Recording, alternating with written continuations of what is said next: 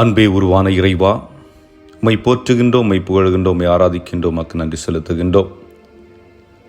இந்த நாளையும் எங்களுக்கு கொடுத்திருக்கின்ற இதற்காக உமக்கு நன்றி கூறுகின்றோம். எங்கள் குடும்பத்தை நிறைவாக ஆசீர்வதித்துக் கொண்டிருக்கின்றீர். நாங்கள் நல்வாழ்வு வாழ்வதற்காக உம்முடைய இரத்தத்தை சிந்தி உம்முடைய உடலையும் இரத்தத்தையும் எங்களுக்கு பானமாக கொடுத்திருக்கின்ற இதற்காக நன்றி செலுத்துகின்றோம். இதோ நீர் எங்களோடு உடனிருந்து எங்களை அஞ்சாதே, நான் உன் வலக்கையை பற்றி பிடித்து உனக்கு துணை இருப்பேன் என்று சொல்லி இருக்கின்றவர் நீரே. இந்த நேரத்திலே எங்களோடு இருந்து எங்களை வழிநடத்தி கொண்டிருக்கின்றீர். அதற்காக உமக்கு கொடான நன்றிகள். இந்த நாள் முழுவதும் உம்முடைய அரவணைப்பும் பாதுகாப்பும் உம்முடைய காவல் தூதர்களின் உடனிருப்பும் அன்னை மரியாளின் பாசமும் எங்களுக்கு முழுமையாக கிடைத்திட எங்கள் ஆண்டவராகிய கிறிஸ்து வழியாக மன்றாடுகின்றோம். ஆமேன். அன்புக்குரியவர்களே, திருமுழுக்கு யோவானை பற்றி இயேசு இன்றைய நற்செய்தியிலே குறிப்பிடுகின்றார். இன்றைய நற்செய்தியானது மத்தேயு எழுதிய தூய நற்செய்தியில் எடுக்கப்பட்டிருக்கிறது. அதிகாரம் 11, இறை வார்த்தைகள் 11 15 முடிய. இயேசு ஏன் திருமுழுக்கு யோவானை மையப்படுத்த வேண்டும்? ஏனென்றால் திருமுழுக்கு யோவான் இயேசுவிற்கு முன்னோடியாக இயேசுடைய வழியை தயார்படுத்தக்கூடியவராக இருக்கின்றார். இயேசு பிறப்பதற்கு, அதாவது இயேசு தன்னுடைய தாய் அன்னை மரியாளுடைய வயிற்றில் கருவாவதற்கு 6 மாதத்திற்கு முன்புதான் இவர் எலிசபெத் அம்மாவுடைய வயிற்றிலே கருவாக உருவாகின்றார். என் குழந்தையாக இருக்கின்ற பொழுதே, அந்த 2 தாய்மார்களும் சந்திக்கின்ற பொழுதே இந்த குழந்தைகளுக்குள் ஒரு உறவு இருப்பதை விவிலியம் நமக்கு வெளிப்படுத்துகின்றது. அப்படி என்றால் அந்த முன் தயாரிப்பு என்று சொல்லுகின்ற பொழுது இயேசு 30 ஆண்டுகளுக்கு பிறகுதான் அந்த இறை பணியை அல்லது மக்கள் பணியை ஆற்றுவதற்கு வெளிவருவதாக நற்செய்தி குறிப்பிடுகின்றது. ஆனால் அதற்கு முன்பாக ஒரு தயாரிப்பு நிலையை உருவாக்குகின்றார். யார்? திருமுழுக்கு யோவான். அவர் காட்டுத்தேனும் வெட்டுக்கிளியும் உண்டு காட்டிலே வாழ்ந்து கடவுளுக்காக தன்னை முழுமையாக அர்ப்பணிக்கக்கூடியவராக, கடவுளுக்காக நான் எதையும் செய்வேன் என்று அதிகாரத்தில் இருந்தவர்களையும் கேள்வி கேட்கக்கூடியவராக, எந்த தவறை யார் செய்தாலும் கேள்வி கேட்கக்கூடியவராக, ஒரு முழுமையான ஒரு இறைவாக்கினராக தென்படுகின்றார். ஆக இறைவனுக்காக பற்றி எறிந்த ஒரு நெருப்பாக இருக்கின்றார். அப்படிப்பட்ட திருமுழுக்கு யோவானையும் இயேசு என்ன சொல்லுகின்றார்?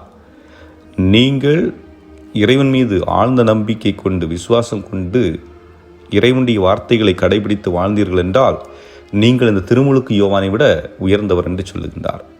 எதன் அடிப்படையில் சொல்லுகின்றார்? அதற்காக திருமுழுக்கு யோவானை அவர் தாழ்த்தி விட்டார் என்று அல்ல.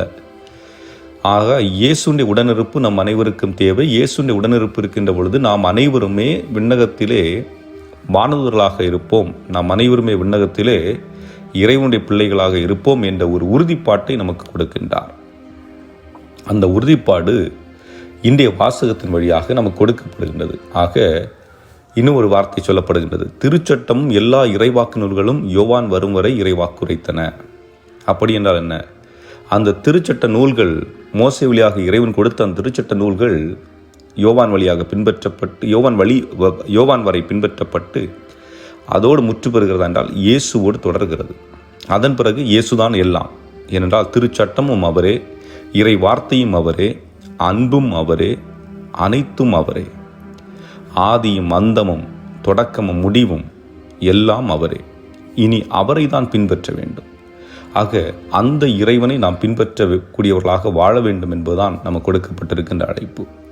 ஆனால் நம்முடைய வாழ்விலே நாம் உண்மையிலேயே இறைவனை பின்பற்றக்கூடியவர்களாக இருக்கின்றோமா, அல்லது நம்முடைய சிந்தனைகளை மட்டுமே பின்பற்றக்கூடியவர்களாக இருக்கின்றோம்? ஏனென்றால் பல நேரங்கள் நம்ம சொல்லுவோம், எனக்கு பிடிச்ச மாதிரி நான் செய்கிறேன், எனக்கு இதுதான் பிடிச்சிருக்கு நான் செய்கிறேன். எனக்கு பிடித்தது போன்ற அந்த வார்த்தை என்பது பல நேரங்களிலே சுயநல வார்த்தையாக இருக்கின்றது. ஒரு சில நேரங்களில் அது மற்றவர்களை காயப்படுத்துகின்ற வார்த்தையாகவும் இருக்கின்றது.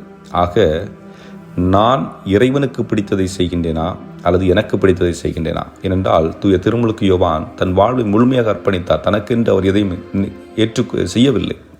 ஒருவேளை தனக்கென்று செய்திருந்தால் அவருடைய போதனை கேட்டு அவரை சூழ்ந்த மக்கள் எல்லாம் அவரை தலைவராக்கி இருக்கலாம். ஆனால் அவர் தலைவராக இருக்க விரும்பவில்லை. தொண்டனாக தாழ்ச்சி மிகுந்தவராக இருக்க விரும்புகின்றார். அதைத்தான் இயேசுடைய வாழ்வு பிரதிபலிக்கின்றது. ஆக எப்படி நாம் வாழ வேண்டும்? தாழ்ச்சி உள்ளம் கொண்டவர்களாக வாழ வேண்டும், உண்மைக்கு சான்று பகரக்கூடியவர்களாக இருக்க வேண்டும், நீதி நிலைநாட்டக்கூடியவர்களாக இருக்க வேண்டும்.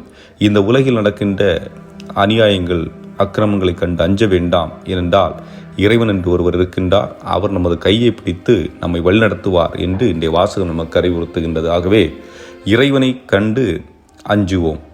ஆனால் இந்த உலகில் உள்ள எதை கண்டும் நாம் அஞ்ச வேண்டாம். இறைவனை கண்டு அஞ்ச வேண்டும் என்பது பயப்படுவதற்கல்ல, மாறாக அந்த தூய்மையான இறைவன் முன்பு நாம் களங்கமுள்ளவர்களாக கரைபிடிந்தவர்களாக நிற்கக்கூடாது என்பதை மனதில் இருத்தி நம்மை தூய்மைப்படுத்தியவராக அவர் முன்பு நிற்க முற்படுவோம். அப்பொழுது இறையருள், அவரிடமிருந்து புறப்படுகின்ற இறையருள் நமக்குள் வந்து நம்மை புனிதப்படுத்தும். சிந்தித்தவர்களாக இறையருள் வேண்டி மன்றாடுவோம். ஆமேன்.